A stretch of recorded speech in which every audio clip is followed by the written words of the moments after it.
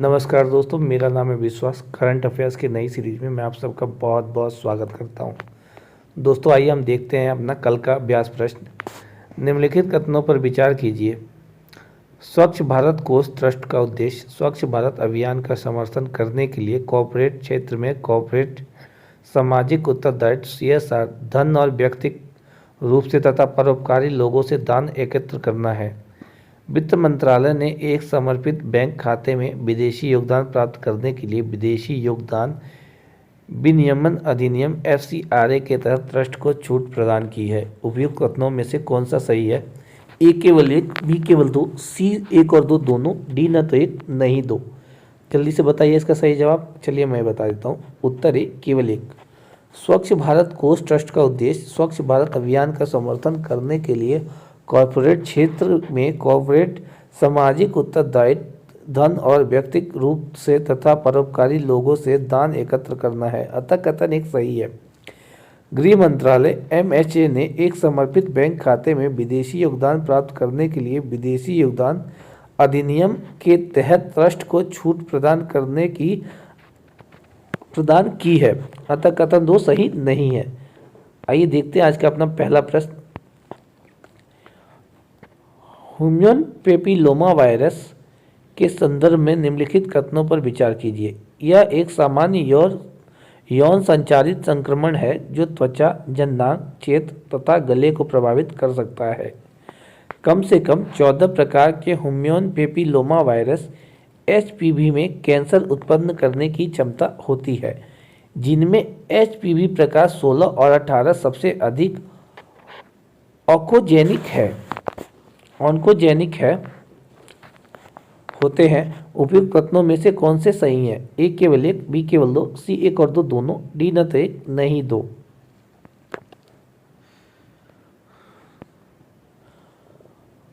Human papilloma virus के संदर्भ में निम्नलिखित कथनों पर विचार कीजिए। यह एक सामान्य यौन संचारित संक्रमण है जो त्वचा, जननांग क्षेत्र तथा गले को प्रभावित कर सकता है। कम से कम 14 प्रकार के ह्यूमन पेपिलोमा वायरस में कैंसर उत्पन्न करने की क्षमता होती है, जिनमें HPV प्रकार 16 और 18 सबसे अधिक ऑन्कोजेनिक होते हैं। उपयुक्त कथनों में से कौन सा सही है? ए केवल एक, बी केवल दो, सी एक और दो दोनों, डी न तो एक नहीं दो। आइए देखते हैं अपना जवाब। उत्तर सी एक और दो दोनों। ह्यूमन पेपिलोमा वायरस एक सामान्य यौन संचारित संक्रमण है जो त्वचा, जननांग क्षेत्र तथा गले को प्रभावित कर सकता है। अतः कथन एक सही है।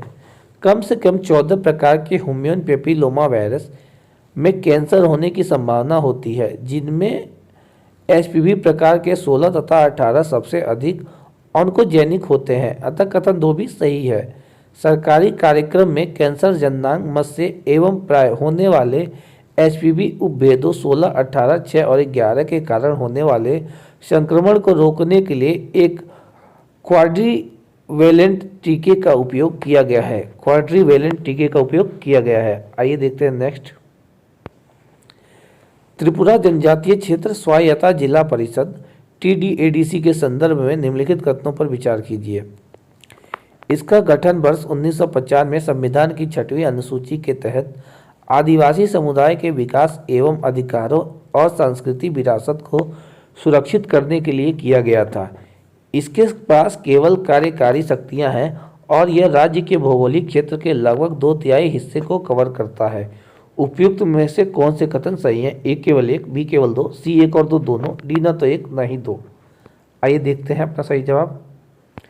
उत्तर ए केवल एक। आदिवासी समुदायों के विकास एवं अधिकारों और सांस्कृतिक विरासत को सुरक्षित करने के लिए वर्ष 1985 में संविधान की 6वीं अनुसूची के तहत त्रिपुरा जनजातीय क्षेत्र स्वायत्ता जिला परिषद TDADC का गठन किया गया था। अतः कथन एक सही है। TDADC जिसके पास विधायी एवं कार्यभारी शक्तियां हैं, राज्य के भौगोलिक क्षेत्र के लगभग 2/3 हिस्से को कवर करता है। अतः कथन दो सही नहीं है। परिषद में 30 सदस्य होते हैं, जिनमें से 28 निर्वाचित होते हैं, जबकि 2 राज्यपाल द्वारा नामित होते हैं। ठीक है, नेक्स्ट देखते हैं। भारतीय प्रतिस्पर्धा आयोग CCI के संबंध में निम्नलिखित कथनों पर विचार कीजिए। यह प्रतिस्पर्धा अधिनियम 2002 के तहत स्थापित एक वैधानिक निकाय है। इसमें एक अर्ध न्यायिक निकाय की संरचना होती है जिसमें एक अध्यक्ष और 6 अतिरिक्त सदस्य होते हैं।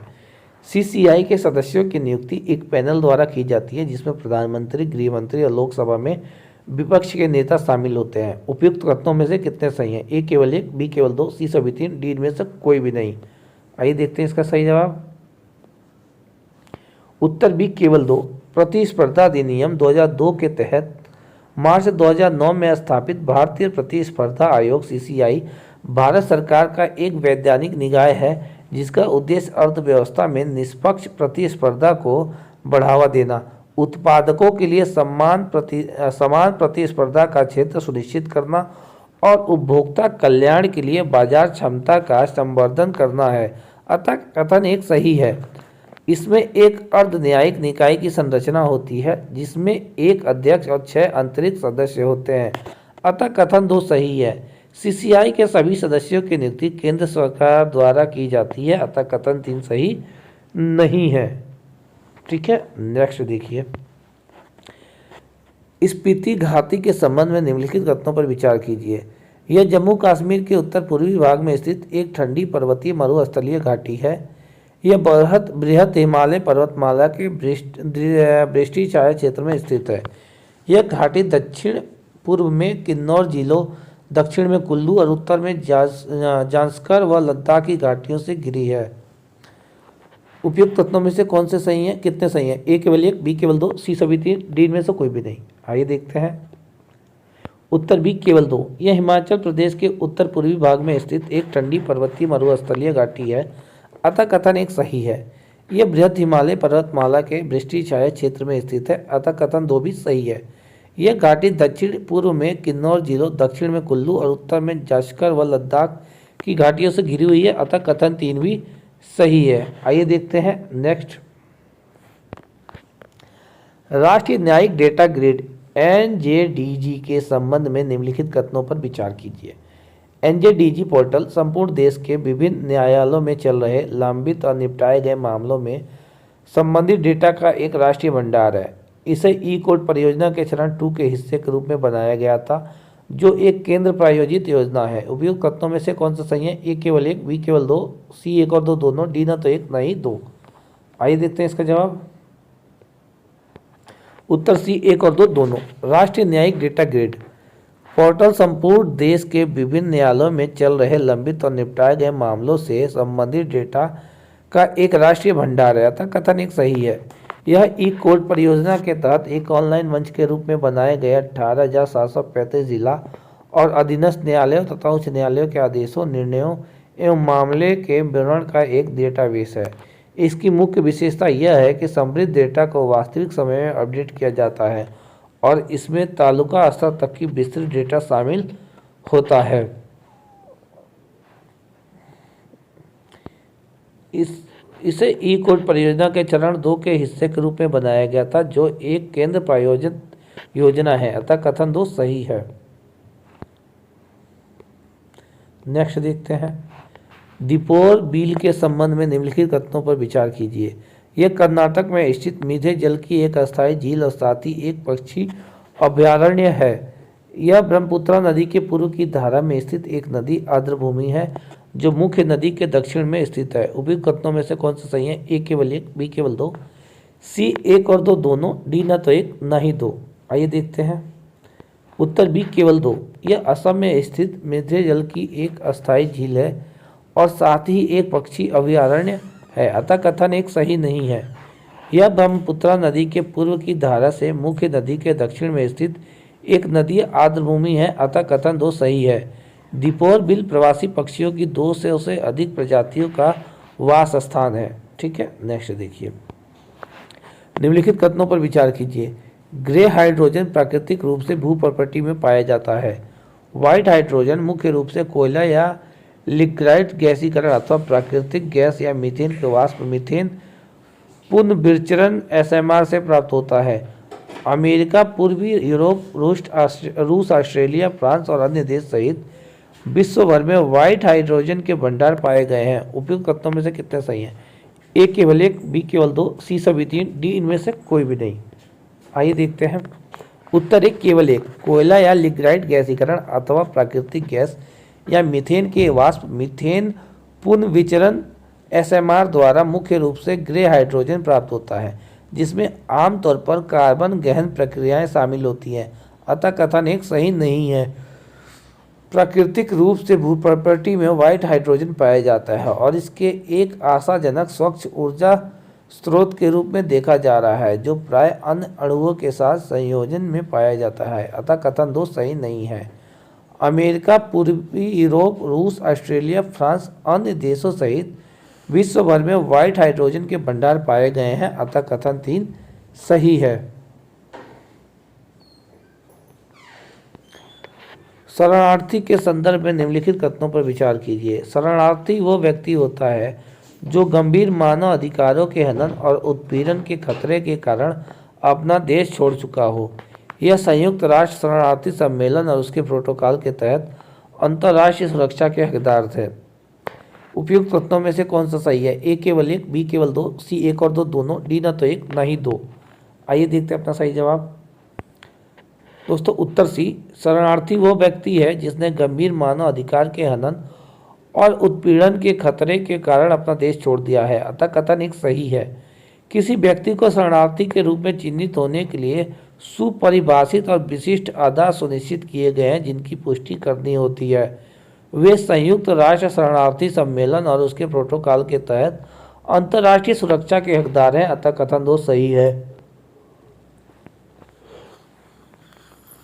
देखिए, ड्राई आइस के संदर्भ में निम्नलिखित कथनों पर विचार कीजिए। यह कार्बन डाइऑक्साइड के ठोस रूप को संदर्भित करता है। इसका उपयोग ड्राई आइस ब्लास्टिंग जैसी औद्योगिक क्षेत्र में सफाई प्रक्रियाओं में की जाती है। उपयुक्त कथन में से कौन सा सही है? ए केवल एक, बी केवल दो, सी एक और दो दोनों, डी न तो एक न ही दो। देखिए,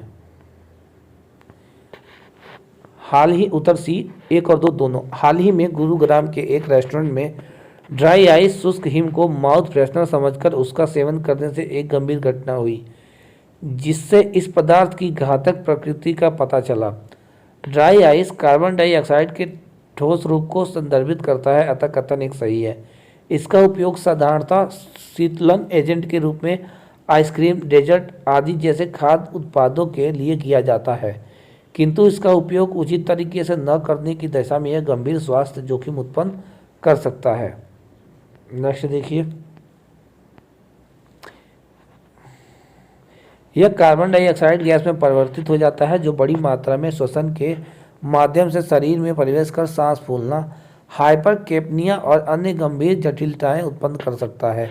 भारतीय खाद्य सुरक्षा और मानक प्राधिकरण, संयुक्त राज्य खाद्य एवं औषधि प्रशासन तथा रोग नियंत्रण और रोकथाम केंद्र CDC जैसे निकायों के अनुसार ड्राई आइस को कभी भी छूना अथवा उसका सेवन नहीं करना चाहिए, क्योंकि यह त्वचा एवं शरीर के आंतरिक अंग दोनों को गंभीर नुकसान पहुंचा सकता है। आइए देखते हैं अपना कल का अभ्यास प्रश्न। समुद्र लक्ष्मण के संदर्भ में निम्नलिखित कथनों पर विचार कीजिए। यह भारत और जापान के बीच एक द्विपक्षीय समुद्री अभ्यास है। इस अभ्यास का उद्देश्य दोनों नौसेनाओं के बीच संबंधों को मजबूत करना तथा अंतर संचालनीयता को बढ़ावा देना था। उपयुक्त कथन में से कौन सा सही है? ए केवल एक, बी केवल दो, सी एक और दो दोनों, डी न तो एक न ही दो। इसका